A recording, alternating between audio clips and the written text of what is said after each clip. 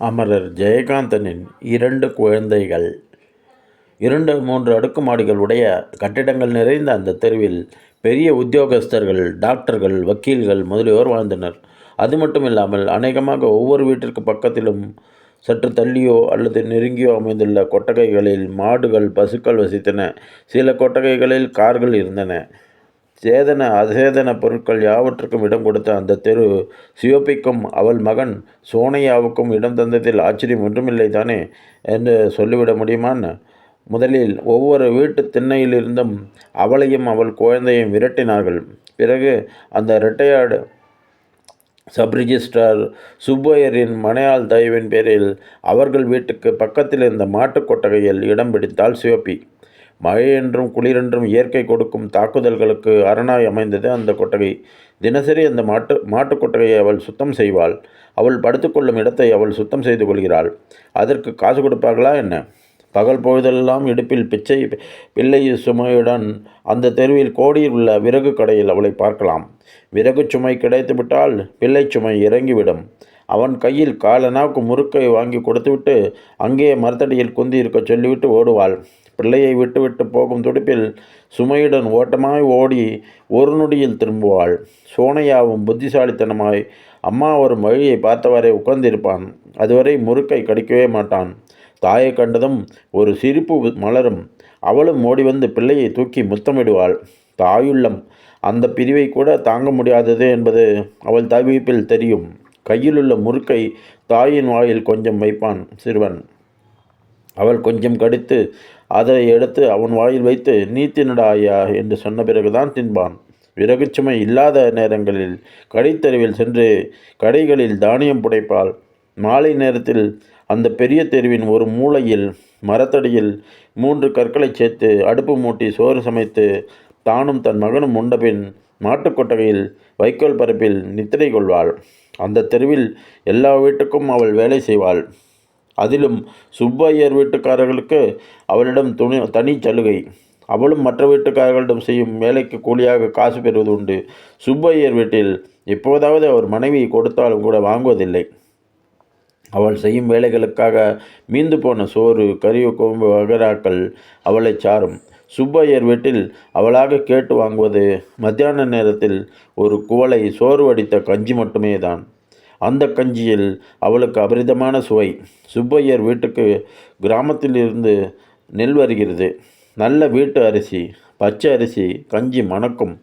அவளுக்கு குடிக்க குடிக்க அது மிகவும் இனிக்கும். எந்த வேலை எப்படி போனாலும் 10-11 மணிக்கு ஐயர் வீட்டு வாசற்படியில் தகரக்கோளையும் கையுமாய் வந்து நின்று விடுவாள். சுப்பு ஐயர் திண்ணை அருகே ஈசி சேரில் சாய்ந்து உட்கார்ந்து படுத்திருப்பார். கையிலுள்ள விசிறி லேசாக அசைகிறது. திண்ணையில் தகரக்கோளையின் சத்தம் கேட்கவே ஐயர் நிமிர்ந்து பார்க்கிறார். அடியே, உன் ஸ்வீகாரம் வந்திருக்கா பாரு. சுப்பையருக்கு சிவப்பியை பார்த்தால் கொஞ்சமும் பிடிக்காது. மனைவி அவளிடம் பிரியமாக இருப்பதே அதற்கு காரணம். தனது வெறுப்பை எப்படியெல்லாமோ காட்டிக்கொள்வார். என்ன பயலே, வயசு 4ஆகுதுன்னு இன்னும் ஆகி இடுப்பை விட்டு இறங்க மாட்டேங்கிற. நீயும் போய் விறகு தூக்குறதானே. எப்போ பார்த்தாலும் சவாரி தான். நாளைக்கு நடந்து வரலைன்னா உன்னை என்ன செய்கிறேன் பாரு என்று வேடிக்கை பேசவே சிவப்பி மகிழ்ந்து போவாள். ஐயர் தன் பிள்ளையை கொஞ்சிவிட்டார் என்ற நினைப்பில் சோனையாவை முத்தமிட்டாள். அதற்குள் சுப்பையரின் மனைவி உள்ளே இருந்து கஞ்சியில் உப்பை போட்டு கலக்கி கொண்டே வந்தாள். தென்னையோரமாய் ஒதுங்கி எட்டி நின்றவாறே புடவையை சேர்த்து பிடித்து கொண்டு சிவப்பி கையிலேந்தி நிற்கும் தகரக்குவளையில் அவள் கஞ்சி இருக்கும்போது ஈசிச்சாரில் சாய்ந்திருந்த சுப்பையர் நிமிர்ந்து உட்கார்ந்து கூர்ந்து கவனித்தார். கஞ்சியிலிருந்து ஒரு பருக்கை விழுவது தெரிந்ததோ போச்சு, அவ்வளவுதான். ஐயர் வீட்டு அம்மாள் இருந்து இருப்பும் இந்த கஞ்சி தண்ணிக்கு கூட வைக்கில்லாமல் அவள் அப்பன் அடித்த லாட்டரியும் வம்ச பரம்பரையாக குளமுறை கிளத்த ஆரம்பித்து விடுவார். முன்னாடி அதை லொடக்குன்னு கொட்டிட்ட என்று புருவத்தை உயர்த்தினார். அம்மாளுக்கு எரிச்சல் பற்றி கொண்டு வந்தது. காட்டுடி, ஐயர்கிட்ட கொண்டு போய் காட்டு. கையை கைவிட்டு தொயாவே பாருங்கோ. இந்த ஆற்று சொத்தெல்லாம் கொண்டு போய் கொட்டிட்டேனோ அவர் கண்டுபிடிக்கிறார் என்று இருந்து கத்திவிட்டு உள்ளே போனாள். ஒன்றுமில்லை சாமி, வெறும் கஞ்சி ஆடை என்று அதை தன் விரலால் எடுத்து காட்டி தூக்கி எறிந்தாள் சிவப்பி. அடி அசடே, அதை எரிஞ்சுட்டியே, அதில் தான் வைட்டமின் பி இருக்கோ. எனக்கு அதென்ன வேணாம் சாமி என்று கஞ்சி கோலையுடன் நகர்ந்தாள் சிவப்பி. அவள் போவதையே பார்த்து கொண்டு விட்டு ஐயர் தனக்குள் சொல்லி கொண்டார். கஞ்சி தண்ணியை குடிச்சிட்டு என்ன தம்பா இருக்கிறா, அதில் தான் சத்தெல்லாம் இருக்குது என்று முனகிய பெண் ஒருத்தர்களில், அடியே இனிமேல் சோத்தே வடிக்காத, பொங்கிவிடு, அதில் தான் சத்தெல்லாம் இருக்கோ, உடம்புக்கு ரொம்ப நல்லது என்று சொன்னார். ஆமாம், இப்போ இருக்கிற சத்தே போரும் என்று சலித்து கொண்டு உள்ளே போனாள் அம்மாள். அம்மாள் எத்தனை தடவை சலித்து கொண்டாலும் ஐயருக்கு சிவப்பியை பார்க்கும் போதெல்லாம் லோகத்தில் இருக்கும் சத்தெல்லாம் தன் வீட்டு கஞ்சி தண்ணியில் தான் இருப்பதாக தோன்றும். ராமநாதபுரம் ஜில்லாவிலிருந்து பஞ்சம் பெய்ப்பதற்காக மதுரை வந்தவள் சிவப்பி. பெயரளவில் சிவப்பி, கரிய ஆகிருதி, ஆரோக்கியமும் திடமான உடற்கட்டும் உடைய அவள் பஞ்சத்தில் அடிபட்டு இந்த நகரத்திற்கு வந்தவள் தான். என்றாலும் இங்குள்ளவர் கண்டு வியக்கும்படித்தான் இருந்தது அவள் உடல் வனப்பு. செழிப்பாக இருக்கும் பூமியில் வளமாக வாழும் வாப்பி கெட்டிருந்தால் நிச்சயம் இவளால் முரம் கொண்டு புலியை விரட்டி இருக்க முடியும். ஆனால் இப்போது முரம் கொண்டு தானியங்கள் புடைப்பதும் கூலிக்கு விறகு சுமப்பதுமாக உழைத்து தானும் கருப்பையாத்தேவனின் வாரிசாக திகழ்ந்து தன் சிரிப்பிலும் புன்னகையிலும் அவள் கணவனின் சாயல் காட்டி ஆறுதல் தரும் தன் 4 வயது மகனான சோனையாவும் வயிறு வளர்ப்பது தான் இந்த மரத்தியின் உடல் வலு புரியும் மகத்தான சாதனை. இடுப்பு குழந்தையும் தாயுமாய் அவளை இங்கே விட்டுவிட்டு ஏதாவது வேலை தேடி வருவதாக சொல்லி வடக்கு சீமைக்கு போன அவள் புருஷன் கருப்பையாத்தவனின் முக தரிசனம் 6 மாதமாகியும் கிடைக்கவே இல்லை. அன்று ஐயர் அவர்களுக்கு பிறந்த தின வைபவம். வீட்டில் விசேஷமானதால் விருந்தினர்கள் வந்திருந்தனர். வந்தவர்களுக்கெல்லாம் பந்தி நடந்ததால் சிவப்பி கஞ்சிக்காக காத்திருக்க வேண்டியிருந்தது. பிள்ளை பசியால் துடித்தான். அவனுக்கு பராப்பு காட்டிய பேசி சிரித்து விளையாடியவாறு கொட்டகையின் ஓரத்தில் இருந்த மரநிழலில் குந்தியிருந்தாள் சிவப்பி.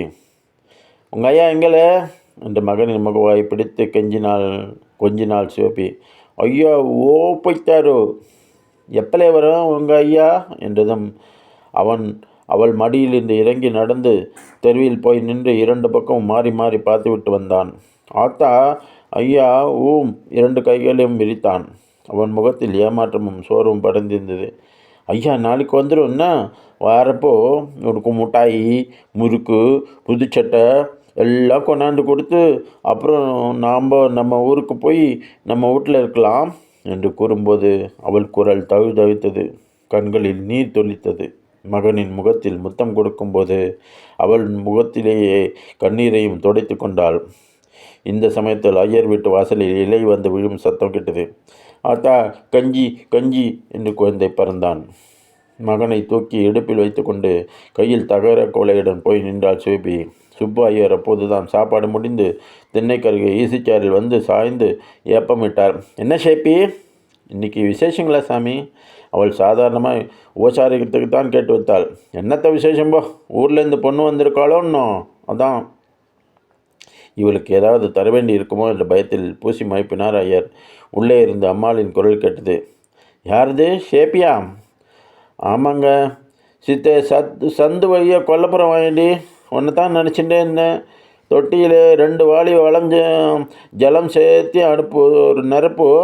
சாப்பிட்டவாளுக்கு கையெலும்பு கூட ஜலம் இல்லை, சீக்கிரம் வா என்று அம்மாவின் குரல் வலித்ததும் இடுப்பில் இருந்த குழந்தையுடன் உள்ளே போகும் சிவப்பியை பார்த்து, இடுப்பை விட்டு இறங்காமல் உசுரை வாங்குறதே, சனியாத்தை இறக்கி விட்டுட்டு போயேன் என்றார் ஐயர். குழந்தையை இறக்கி மரநிழலில் உட்கார வைத்து, ஆத்தா போய் கொஞ்சம் தண்ணி அரைச்சி ஊற்றிட்டு வரேன், அழுவாமல் கொந்தி இருக்கிறியா ஐயா என்று அவனை முத்தம் கொஞ்சினாள் சிவப்பி. சரி என்று சமத்தாக தரையில் சம்மணம் கட்டி உட்கார்ந்து கொண்டான் சிறுவன். சந்து பக்கம் போகும்போது சிவப்பி திரும்பி திரும்பி தன் மகனை பார்த்து சிரித்து கொண்டே தான் சென்றாள். அவனும் சிரித்தவாறு உட்கார்ந்திருந்தான். பையன் அழாமல் அடம்பிடிக்காமல் இருந்ததில் ஐயருக்கு கொஞ்சம் ஏமாற்றம்தான், ஆத்திரம் என்று கூட சொல்லலாம். உள்ளே இருந்து ஆரோகண அவரோகண கதிகள் எல்லாம் குரலை முழக்கி கொண்டு வந்தான் அவருடைய மகள் வயிற்று பேரன். அவனுக்கும் வயது 4 தான் இருக்கும். 4 விரலையும் வாய்க்குள் திணித்தவாறு சினுங்கிக் கொண்டே அருகே வந்தான் பேரன். ஏண்டாக்கா என்ன கயிறு, ஏங்க நாயரு, இப்படி வா, மடியில் வந்து தாச்சிக்கோ என்று பேரனை அழைத்தார். மாத்தேன் போ அம்மா என்று வாயை பிளந்து கொண்டு அழ ஆரம்பித்தான் குழந்தை. அம்மா சாப்பிட்டாடா கண்ணா, சாப்பிட்டு வந்து உன்னை தூக்கிண்டுடுவா, என்ன சமத்தோன்னும். அதை பாரு அந்த பையன், அவன் அம்மாவும் எங்கேயோ போய் தான் இருக்கா, உன்ன மாதிரி அவன் ஆயிரானா என்று சோனையாவை காட்டினார் ஐயர். சோனையா கையை தட்டி கொண்டு ஐயரின் பேரனை பார்த்து சிரித்தான். அவனோ காலை கையை உதைத்து கொண்டு அழுதான். தனது பேரனுக்கு அவனை வேடிக்கை காட்டப் போய் தன் பேரன் அவனுக்கு வேடிக்கையாக போனானே என்ற ஊமை ஆத்திரம் அவருக்கு ஐயருக்கு. ஏண்டா சிரிக்கிறேன், அப்படியே போட்டேன்னா என்று விளையாட்டாய் கண்டித்து தம் எரிச்சலை தீர்த்து கொண்டார் ஐயர். அந்த பையன்தான் அசடு, அவனை நன்னா அடிப்போமா? அவன் பேச்சை காதில் வாங்கி கொள்ளாமல் கத்தினான் பேரன். இதை விட அசடு லோகத்தில் உண்டா, நன்னா உதைக்கணும் என்று கருவி கண்டு ஐயரின் மகள் எச்சில் இலையுடன் தெருப்பக்கம் வந்தாள். இலையை போட்டு கையை கழுவிய பின், சனினே கத்தி பிராணனை வாங்காதே என்று பல்லை கடித்து கொண்டு வந்த மகனை தூக்கி கொண்டாள். என்னடி பொண்ணே, ஒன்றும் சாப்பிடாம இலையை கொண்டு வந்து எரிஞ்சிருக்கே, எல்லாம் அப்படியே இருக்குது, ஜாங்கிரி கூடன்னா அப்படியே இருக்குது, இப்படி வேஸ்ட் பண்ணலாமோ என்று அலறினார் ஐயர். இந்த சனி என்ன எங்கே சாப்பிட்ட விட்டாதானே, சரி அவனை கத்த விடாதே, அவனுக்கு ஒரு ஜாங்கிரி கொடு என்று சொல்லிவிட்டு சோனையாவை பார்த்தார். ஏண்டா பயலே, நோக்கு ஜாங்கிரி வேணுமா என்ற கண்களை சிமிட்டி கொண்டே. பையனுக்கு புரியவில்லை. மிட்டாய்டா மிட்டாய், மிட்டாய் வேணுமா? மிட்டாய் என்றதும் பையனுக்கு புரிந்துவிட்டது. சந்தோஷத்துடன் தலையை ஆட்டி கொண்டு எழுந்து வந்தான். அதோ அதான் மிட்டாய்டா, எடுத்து தின்னு பாரு, ரொம்ப ஸ்வீட்டாக இருக்கும் என்று நாக்கை சப்பு கொட்டி ஆசை மூட்டி எச்சில் இலையை காட்டினார் ஐயர். சோனையா தனது பிஞ்சு கரங்களால் எச்சிலையில் கிடக்கும் 2 துண்டு ஜாங்கிரியை எடுத்து வாயில் வைத்து சுவைத்தான். எலே எலே போடலே, கீழே தூ என்று கூவியவாறு சந்திலிருந்து ஓடி வந்த சிவப்பி அவன் கையில் இருந்த ஜாங்கிரியை தட்டிவிட்டாள். துப்புலே துப்பு அவன் என்று அவன் தலையில் நறுக்கென்று குட்டினாள். சோனா ஆரம்பித்தான். அவன் பிளந்த வாய்க்குள் விரலை விட்டு அந்த ஜாங்கிரி துண்டை வழித்து எறிந்தாள். நான் எலும்பை முறிச்சு கஞ்சி ஊற்றுறேன், எச்ச பொறுக்கிறியா என்று முதுகில் அறைந்தாள். குழந்தை அடிக்காத சேப்பி என்றார் ஐயர். இல்லை சாமி, நாங்கள் இல்லாத ஏழைங்க தான், இப்போ கண்டி கட்டி நாளைக்கு எச்சக்கலை பொறுக்கியாவே ஆயிடும் என்று சொல்லிவிட்டு இடுப்பில் இருக்கும் சோனையாவின் முகத்தை துடைத்து, இனிமே எச்சில எடுக்காத என்ன என்று சமாதானமாக சொன்னாள். பையன் விம்மிக்கொண்டு ஐயரை காட்டி, ஷாமி தான் எடுத்து திங்க சொல்லித்து என்று அழுதான். சிவப்பிக்கு உடம்பு பதைத்தது. கண்கள் சிவக்க ஐயரை பார்த்தாள். ஏன் சாமி, உங்கள் பிள்ளையா இருந்தால் இப்படி சொல்லுவீங்களா? உங்கள் எச்சி ஒஸ்தியாக இருந்தால் உங்களோடது, என் பையனுக்கு ஏன் அதை தரணும் என்று கோபமாக கேட்டாள். என்னடி அது சத்தம் என்று கேட்டுக்கொண்டே பாத்திரத்தில் கஞ்சி கொண்டு வந்தாள் வீட்டம்மாள். நீயே பாருமா, என் மூட்டை பிள்ளைக்கு எச்சிலை திங்க பழக்கி கொடுக்குறாருமா சாமி என்று கண்ணை துடைத்து கொண்டே சொன்னாள் சிவபி. நான் என்ன பண்ண வேண்டி, நேக்கு அவர் ஒரு பச்சை குழந்தை, உன் குழந்தையை நீ அடிக்கிறே, நான் என்ன பண்ணுறது சொல்லு? ஏண்டி சேப்பே, நான் தான் அவனை திங்க சொன்னேன்னு சொல்கிறியே, நான் சொன்னதை நீ கண்டியா என்று எழுந்து வந்தார் ஐயர். என் மவன் வரவனுக்கு பிறந்தவன், பொய் சொல்லவே மாட்டான் சாமி என்று ஆத்திரத்தோடு இருந்தாள் சிவபி. ஐயர் அசந்து போனார்.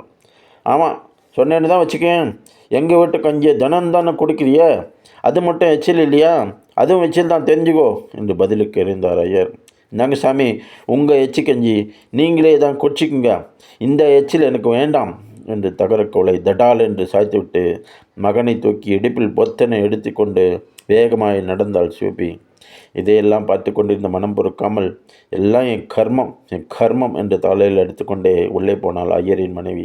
உள்ளே தோட்டத்தில் தொட்டி நிறைய சிவப்பின் உழைப்பால் நிரம்பியிருந்த தண்ணீரும் பாத்திரமும் நிறைய அவளுக்கு எடுத்து வைத்திருந்த சோற்றையும் குழம்பையும் பார்த்த அம்மாளுக்கு கண்கள் கலங்கி போயின. அடியே பாத்தியா, நம்மாத்து கஞ்சியை குடிச்சிட்டு வந்த கொழுப்புடி, இனிமேல் அவளுக்கு கஞ்சி ஊற்றப்படா சொல்லிட்டேன், நாளையிலேருந்து சாத்தை வடிக்காதே, பொங்கிப்பிடு, அதில் தான் சத்து இருக்குது என்ற ஐயரின் வழக்கமான பல்லவி திண்ணையிலிருந்து சற்று கண்டிப்பான குரலில் ஒலித்தது. மறுநாள் ஐயர் வீட்டில் சோற்றை வடித்தார்களோ பொங்கினார்களோ, ஆனால் வழக்கமாக கஞ்சி வாங்க வரும் சிவப்பியை மட்டும் மறுநாள் என்ன, அதன் பிறகு ஒரு நாளும் அந்த தெருவில் காணவில்லை.